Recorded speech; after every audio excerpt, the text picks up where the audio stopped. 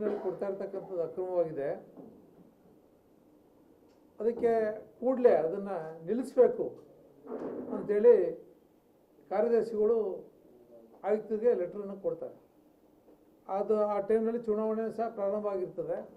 ಈ ಲೆಟ್ರ್ಗಳ್ನು ಸಹ ಯಾರಿಗೂ ತೋರಿಸೋದಿಲ್ಲ ಅವರು. ಅದಾದ ನಂತರದಲ್ಲೂ ಸಹ ಕಾರ್ಯದರ್ಶಿಗಳು ಲೆಟ್ರನ್ನು ಕೇರ್ ಮಾಡಲ್ಲ.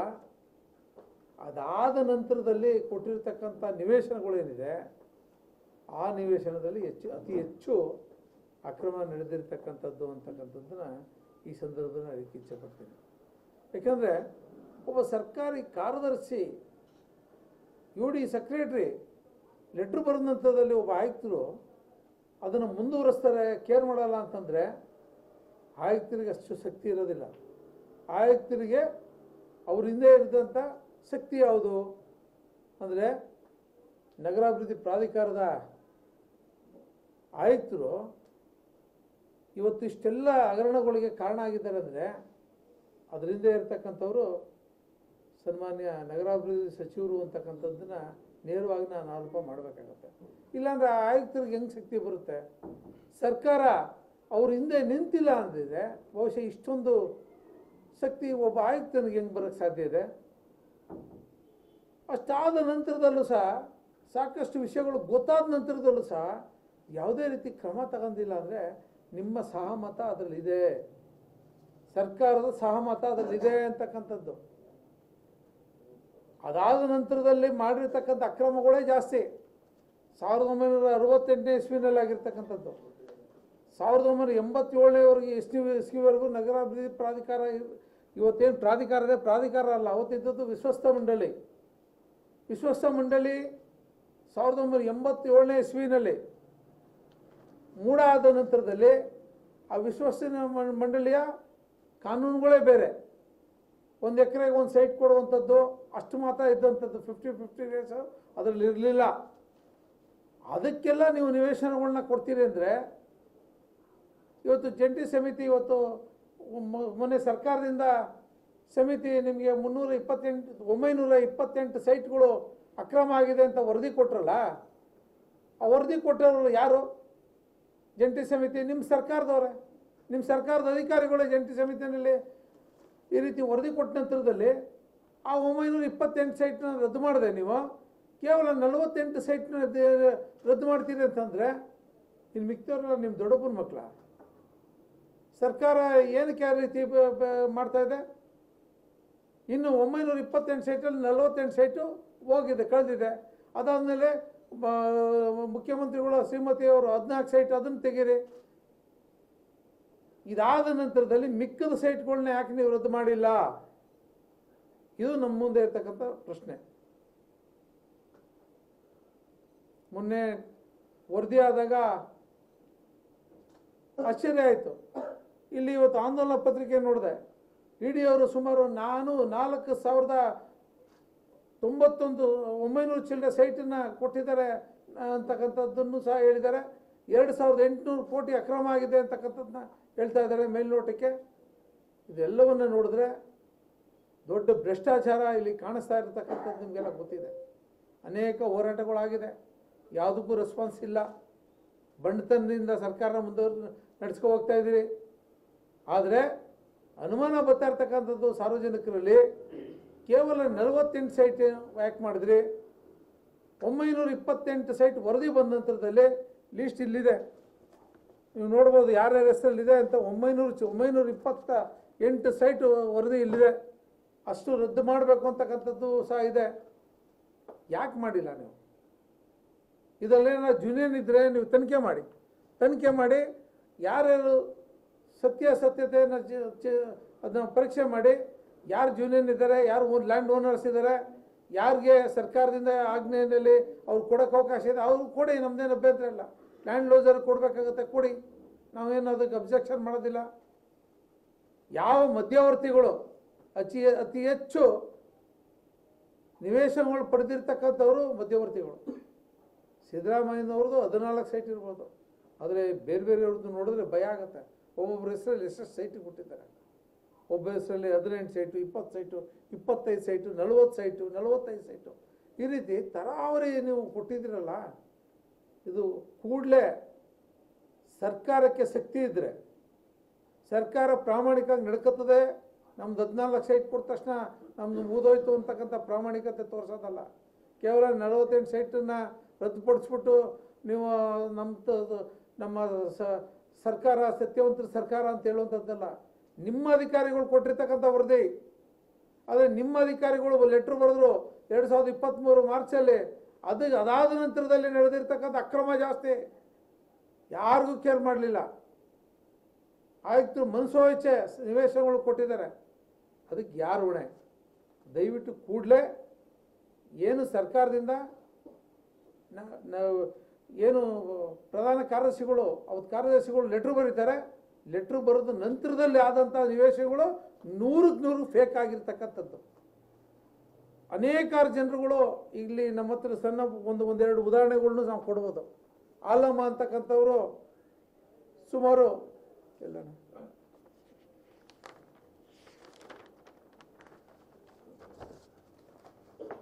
ಜಿ 1981ನೇ ಇಸ್ವಿನಲ್ಲೇ ಅಂತಿಮ ಅಧಿಸೂಚನೆ ಸಹ ಆಗ್ತದೆ. ಕೋರ್ಟ್ಗೆ ಠೇವಣಿಯನ್ನು ಸಹ ಕಟ್ತಾರೆ, ಪ್ರಾಧಿಕಾರದಿಂದ ಠೇವಣಿಯನ್ನು ಇಟ್ಟಿದ್ದಾರೆ. ಅದಾದ ನಂತರದಲ್ಲಿ 2006ರಲ್ಲಿ ಸೂರಜ್ ಮಲ್ ಅಂತ ಅವನು ಪರ್ಚೇಸ್ ಮಾಡ್ತಾನೆ. ಯಾರ ಹತ್ರ? ಆಲಮನ್ ಹತ್ರ. ಯಾವ ರೀತಿ ಪರ್ಚೇಸ್ ಮಾಡ್ತಾನೆ? ಒಂದು ಕಡೆ ಅದೇ ಅಂತಿಮ ಅಧಿಸೂಚನೆ ಹೊರಡಿಸಿದ್ರಿ, 16(1) ಆಗಿದೆ, 4(1) ಆಗಿದೆ, 6(1) ಆಗಿದೆ, 16(1) ಆಗಿದೆ. ಅದಾದ ನಂತರದ 2006ರಲ್ಲಿ ಸೂರಜ್ ಮಲ್ ಹೆಂಗೆ ಪರ್ಚೇಸ್ ಮಾಡ್ತಾನೆ? ಅದಾದ ನಂತರ 2022ರಲ್ಲಿ ತುಳಸಿರಾಮ್ಗೆ ಅಧಿಸೂಚನೆ ಕೊಡ್ತಾರೆ, GPA ಕೊಡ್ತಾರೆ. GPA ಕೊಟ್ಟಂಥದಕ್ಕೆ 2014-3 ಇದರಲ್ಲಿ ಸರಿ ಅದಾಯ್ತದೆ. ಅದಾದಮೇಲೆ ಸನ್ಮಾನ್ಯ ದಿನೇಶ್ ಅವರು ಅವ್ರಿಗೆ ನಿವೇಶನಗಳನ್ನ ಹಂಚಿಕೆ ಮಾಡ್ತಾರೆ. ನಿವೇಶನಗಳು ಹಂಚಿಕೆ ಮಾಡಿದ್ದಾರೆ.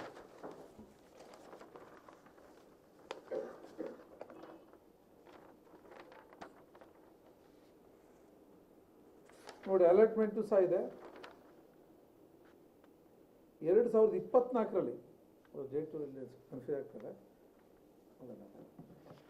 2024ರಲ್ಲಿ 6/2024ರಲ್ಲಿ ಅವ್ರಿಗೆ ನಿವೇಶನಗಳನ್ನ ಮತ್ತೆ ಕೊಡ್ತಾರೆ GPAಗೆ ಸನ್ಮಾನ್ಯ ದಿನೇಶ್ ಅವರು. ಯಾವ ರೀತಿ ಒಂದು ವ್ಯವಸ್ಥೆ ಯಾವ ರೀತಿ ಇದೆ, ಪ್ರಾಧಿಕಾರ ಹೆಂಗೆ ನಡೀತಾ ಇದೆ?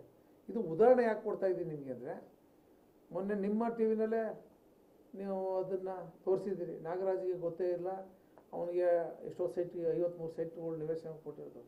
ಇಲ್ಲೂ ಸಹ ಸುಮಾರು 80,000 ಸ್ಕ್ವೇರ್ ಫೀಟ್ ಇಲ್ಲಿ ಕೊಡುವಂಥದ್ದು ಆಲಮ್ಮನವ್ರಿಗೆ. ಇದಕ್ಕೆಲ್ಲ ಇದೆಲ್ಲವನ್ನು ನೋಡಿದಾಗ ಬ್ರಹ್ಮಾಂಡ ಅಕ್ರಮ ನಡೀತದೆ. ಇದನ್ನು ಸರಿಪಡಿಸೋರು ಯಾರು? ಇವತ್ತು ತನಿಖೆ ವರದಿ ಬಿಡುಗಡೆ ಆಗಿದೆ. ಅದಾದ ಮೇಲೆ ಪ್ರಾಧಿಕಾರದ ಮೀಟಿಂಗಲ್ಲಿ ಏನು ಹೇಳಿದ್ರು? ಆ ವರದಿ ಬಿಡುಗಡೆ ಆಗಲಿ, ಆಮೇಲೆ ಕ್ರಮ ತಗೋತೀವಿ ಅಂತ ಹೇಳಿದ್ರು. ಕ್ರಮ ತಗೊಂಡ್ರ? ನೆಕ್ಸ್ಟ್ ಮೀಟಿಂಗಲ್ಲಿ ಕ್ರಮ ತಗೋತೀನಿ ಅಂದರು. ನೆಕ್ಸ್ಟ್ ಮೀಟಿಂಗ್ ಆಯಿತು, ಕ್ರಮ ತಗೊಂಡಿದ್ದಾರ ಪ್ರಾಧಿಕಾರದಲ್ಲಿ? ಇವೆಲ್ಲವೂ ಸಹ ಮೊದಲನೇ ಹಂತದಲ್ಲಿ ನನಗೆ ED ಅವರು ಮೊನ್ನೆ ಪತ್ರಿಕೆಯಲ್ಲಿ ಬಂದು, ಆಂದೋಲನ ಪತ್ರಿಕೆಯಲ್ಲಿ, ಅದು ನಂಗೆ ಗೊತ್ತಿಲ್ಲ. ಇವತ್ತು ತನಿಖೆ ಮಾಡಿ ವರದಿ ಕೊಟ್ಟಿರ್ತಕ್ಕಂಥದ್ದೇ 928 ಸೈಟು. ಆ 928 ಸೈಟ್ನು ಕೂಡಲೇ ರದ್ದು ಮಾಡಿದ್ರೆ ಸರ್ಕಾರಕ್ಕೆ ಒಂದು ರೀತಿ ಗೌರವ ಬರುತ್ತೆ. ಅದು ಮಾಡಿಲ್ಲ ಅಂದರೆ ಬಹುಶಃ ನೀವೆಲ್ಲರೂ ಸಹ ಸರ್ಕಾರ ಆ ಭೂಗಳ್ಳರಿಗೆ, ಸೈಟ್ ಕಳ್ಳರಿಗೆ ನಿಮ್ಮ ಆಶೀರ್ವಾದ, ಕುಬ ಕಟಾಕ್ಷ ಇದೆ ಅಂತಕ್ಕಂಥದ್ದನ್ನ ಸಾರ್ವಜನಿಕರು ಅರ್ಥ ಮಾಡ್ಕೋಬೇಕಾಗತ್ತೆ. ಅದಕ್ಕೋಸ್ಕರ ಕೂಡಲೇ ಸನ್ಮಾನ್ಯ ಮುಖ್ಯಮಂತ್ರಿಗಳು ಈ 928 ಸೈಟ್ಗಳನ್ನು ಸಹ, ನಿವೇಶನಗಳನ್ನು ಸಹ ರದ್ದು ಮಾಡಬೇಕು ಅಂತಕ್ಕಂಥ ಒತ್ತಾಯ ಮಾಡೋಕ್ಕೋಸ್ಕರ ಈ ಪತ್ರಿಕಾಗೋಷ್ಠಿಯನ್ನು ನಾನು ಕರೆದಿದ್ದೀನಿ. ಇವತ್ತು ಸನ್ಮಾನ್ಯ ಮುಖ್ಯಮಂತ್ರಿಗಳು ರಾಜ್ಯಪಾಲರು ಪ್ರಾಸಿಕ್ಯೂಷನ್ ಕೊಟ್ಟು ನಂತರದಲ್ಲೂ ಸಹ ಕೋರ್ಟ್ಗೆ ಹೋದರು. ಕೋರ್ಟು ಸಹ ಆದೇಶ ಮಾಡ್ತಾರೆ, ನಿಮ್ಮ ಮೇಲೆ ಪ್ರಾಸಿಕ್ಯೂಷನ್ ಹೊರಡಿಸ್ಬೋದು ಅಂತ. ಜನಪ್ರತಿನಿಧಿಗಳು ಕೋರ್ಟ್ಗೂ ಸಹ ಹೋದರು, ಅಲ್ಲೂ ಸಹ ಅದೇ ಥರ ಆದೇಶ ಆಯಿತು. ಅಷ್ಟಾದರೂ ಸಹ ಅತ್ಯಂತ ಸ್ವಚ್ಛ ರಾಜಕಾರಣಿ ಅಂತೇಳಿ ಇಲ್ಲಿವರೆಗೆ ಅವ್ರಿಗೆ ಬೆರೆದಿತ್ತು. ಇವತ್ತು ಕಾಂಗ್ರೆಸ್ ಹೈಕಮಾಂಡು ಒಂದು ರೀತಿ ವೀಕ್ ಆಗಿದೆ ಅಂತ ನಂಗೆ ಅನ್ನಿಸ್ತದೆ. ಸನ್ಮಾನ್ಯ ಲಾಲ್ಕೃಷ್ಣ ಅದ್ವಾನಿ ಅವರ ಹೆಸರು ಯಾವುದೋ ಒಂದು ಡೈರಿನಲ್ಲಿ ಉಲ್ಲೇಖ ಆಗಿರ್ತದೆ. ಆ ಉಲ್ಲೇಖ ಆದಾಗ ಮೀಡಿಯಾದವರು, ನಿಮ್ಮಂಥ ಮೀಡಿಯಾದವರು ಅವ್ರನ್ನ ಕೇಳ್ತಾರೆ, ಯಾಕೆ ಹಿಂಗೆ ನಿಮ್ಮ ಹೆಸರು ಉಲ್ಲೇಖ ಆಗಿದೆ? ಕೂಡಲೇ ರಾಜೀನಾಮೆ ಕೊಡ್ತಾರೆ. ರಾಜೀನಾಮೆ ಕೊಟ್ಟು ಅವರು ಆ ಕೇಸಲ್ಲಿ ಇನ್ವಾಲ್ವ್ ಇಲ್ಲ ಅಂತಕ್ಕಂಥದ್ದು ಪ್ರೂವ್ ಆದ ನಂತರದಲ್ಲಿ ಮತ್ತೆ ಬಂದು ದೇಶದ ಗೃಹ ಮಂತ್ರಿ ಆಗ್ತಾರೆ. ಆ ರೀತಿಯಾದಂಥ ಸ್ವಚ್ಛ ರಾಜಕಾರಣವನ್ನು ಇವತ್ತಿನ ರಾಜಕಾರಣಿಗಳಲ್ಲಿ ನಾವು ಕಾಣಲಿಕ್ಕೆ ಸಾಧ್ಯ ಆಗಿಲ್ಲ. ಅದು ಎಲ್ಲೋ ಒಂದು ಕಡೆ ನನಗೆ ಒಂದು ಬ್ಲ್ಯಾಕ್ ಡ್ಯಾಟ್ ಇಲ್ಲ ಅಂತಕ್ಕಂಥದ್ದು ಹೇಳ್ತಾ ಇದ್ರು. ಇವತ್ತು ಬ್ಲ್ಯಾಕ್ ಡ್ಯಾಟ್ ಇದೆ ಇಲ್ಲ ಅಂತಕ್ಕಂಥದ್ದು ರಾಜ್ಯದ ಜನರ ಮುಂದೆ ಪಟ್ಟ ಬಯಲಾಗಿರ್ತಕ್ಕಂಥದ್ದು ಎಲ್ಲರಿಗೂ ಗೊತ್ತಿದೆ. ಬಂಡುತನ ಇವತ್ತು ಹೈಕಮಾಂಡು ಕರೆಕ್ಟಾಗಿದ್ದಿದ್ರೆ ಅವತ್ತು ನಮ್ಮ ಹೈಕಮಾಂಡು ಸ್ಟ್ರಾಂಗ್ ಇರೋದ್ರಿಂದ ಯಡಿಯೂರಪ್ಪನವ್ರು ರಾಜೀನಾಮೆ ಕೊಟ್ಟರು. ಅದೇ ರೀತಿ ನಿಮ್ಮ ಹೈಕಮಾಂಡು ವೀಕ್ ಇರೋದ್ರಿಂದ ಇವತ್ತು ದೆಹಲಿ ಮಟ್ಟದಲ್ಲೇ ಹೈಕಮಾಂಡ್, ಕಾಂಗ್ರೆಸ್ ಹೈಕಮಾಂಡ್ ತುಂಬ ವೀಕ್ ಇದೆ. ಅದಕ್ಕೋಸ್ಕರ ಇವರು ಹೇಳ್ದಂಗೆ ಅವ್ರು ಕೇಳ್ಕೊಂಡು ಕೂತಿದ್ದಾರೆ. ಅಂದರೆ ಟೋಟಲಿ ಕಾಂಗ್ರೆಸ್ ಪಕ್ಷನೇ ಒಂದು ರೀತಿ ಈ ಭ್ರಷ್ಟಾಚಾರಕ್ಕೆ ಬೆಂಬಲ ಕೊಟ್ಟಂಗೆ ಆಗಿದೆ. ಅದು ಜನರಿಗೂ ಗೊತ್ತಿದೆ, ಎಲ್ಲ ರಾಜಕಾರಣಿಗೂ ಗೊತ್ತಿರ್ತಕ್ಕಂಥ ವಿಚಾರ.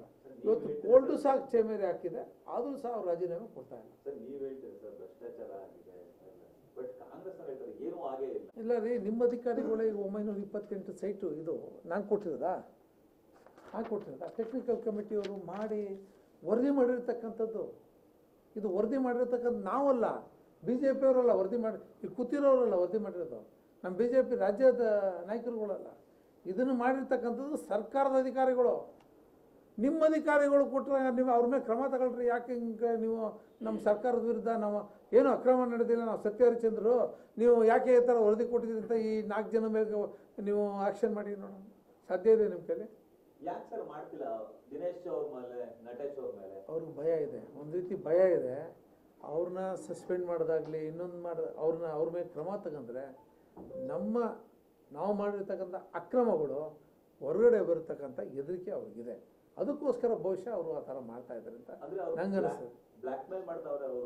ಇರ್ಬೋದೇನೋ, ನನಗೆ ಗೊತ್ತಿಲ್ಲ ಅದು ನೀವು ಹೇಳೋದು ನೋಡಿದ್ರೆ ಅದೇ ಥರ ಅನಿಸ್ತದೆ.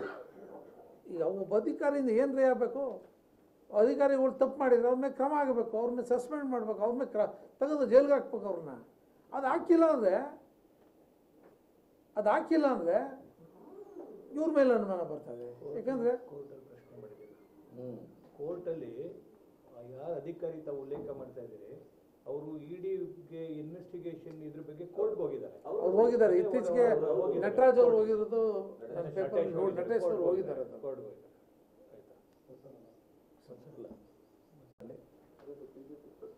ಸರ್ಕಾರ ವಿಶೇಷವಾಗಿ 48 ಸೈಟ್ಗಳನ್ನ ರದ್ದುಪಡಿಸಿರ್ತಕ್ಕಂಥದ್ದು ಒಂದು ರೀತಿ ನಾವು ಅದನ್ನು ಸ್ವಾಗತವನ್ನು ಮಾಡ್ತೀವಿ. ಅದ್ರ ಜೊತೆಗೆ ನಿನ್ನೆ ಪತ್ರಿಕಾಗೋಷ್ಠಿ, ನಮ್ಮ ಕಾಂಗ್ರೆಸ್ ಸ್ನೇಹಿತರು ಸಹ ಪತ್ರಿಕಾಗೋಷ್ಠಿ ಮಾಡಿ ಸರ್ಕಾರಕ್ಕೆ ಸಭಾಸ್ಕಿರಿ ಕೊಟ್ಟಿದ್ದಾರೆ. ನಮ್ಮ ಸರ್ಕಾರದಲ್ಲಿ ಮುಖ್ಯಮಂತ್ರಿಗಳು ಪರಿಶ್ರಮದಿಂದ 48 ಸೈಟನ್ನ ನಿವೇಶನಗಳನ್ನ ರದ್ದು ಮಾಡಿಬಿಟ್ಟಿದ್ದೀವಿ ಅಂತಕ್ಕಂಥದ್ದು ಹೇಳಿದ್ದಾರೆ. ಭಾಳ ಖುಷಿ. ಅವ್ರ ನೇತೃತ್ವದಲ್ಲೇ ಒಂದು ಹೋರಾಟ ಪ್ರಾರಂಭ ಆಗಲಿ ಅಂತಕ್ಕಂಥ ಆಶಯವನ್ನು ಸಹ ನಾನು ಈ ಸಂದರ್ಭದಲ್ಲಿ ಬಯಸ್ತೀನಿ. ಮೊನ್ನೆ ನಾನು TV1 ಫಸ್ಟಲ್ಲಿ ನ್ಯೂಸನ್ನು ನೋಡ್ತಾ ಇದ್ದೆ. ನಾಗರಾಜ್ ಅವರು 53 ನಿವೇಶನಗಳು ಕೊಟ್ಟಿದ್ದಾರೆ. ಅದರಲ್ಲಿ ಅವ್ರ ಓನರ್ಗೂ ಸಹ ನಿವೇಶನಗಳು ಪಡೆದಿರ್ತಕ್ಕಂಥದ್ದೇ ಗೊತ್ತಿಲ್ಲ ಅಂತಕ್ಕಂಥದ್ದು ನ್ಯೂಸು ನಾಗರಾಜ್ ಅವರು ಮಾಡ್ತಾ ಇದ್ದಾರೆ. ಆಶ್ಚರ್ಯ ಆಗುತ್ತೆ. ಓನರ್ಗೆ 53 ಸೈಟ್ ಕೊಟ್ಟಿದ್ದೀವಿ ಅಂತ ಎಲ್ಲ ಒಂದು ಕಡೆ ಹೇಳ್ತಾರೆ ಮೂಡಾದಲ್ಲಿ, ಪ್ರಾಧಿಕಾರದಲ್ಲಿ. ಆ ಓನರ್ ಪರಿಸ್ಥಿತಿಗಳು ನೋಡಿದ್ರೆ ಒಂದು ರೀತಿ ಬೇಸರ ಆಗುತ್ತೆ, ಹೊಟ್ಟೆ ಉರಿತದೆ. ಅವನಿಗೆ ಗೊತ್ತೇ ಇಲ್ಲ, ನಿವೇಶನ ಪಡೆದಿರೋದು ಗೊತ್ತಿಲ್ಲ, ತಗೊಂಡಿರೋದು ಕೊಟ್ಟಿಲ್ಲ, ಪ್ರಾಧಿಕಾರ ಕೊಟ್ಟಿರೋದು ಗೊತ್ತಿಲ್ಲ, ಅದು ಯಾರು ತಗೊಂಡವ್ರೆ ಅಂತ ಅವನಿಗೆ ಗೊತ್ತಿಲ್ಲ. ಆಶ್ಚರ್ಯ ಆಗುತ್ತೆ. ವಿಶೇಷವಾಗಿ 14/3/23 ನಗರಾಭಿವೃದ್ಧಿ ಪ್ರಾಧಿಕಾರದ ಕಾರ್ಯದರ್ಶಿಗಳು ಅಂದಿನ ಆಯುಕ್ತರಿಗೆ ಲೆಟರ್ ಬರೀತಾರೆ.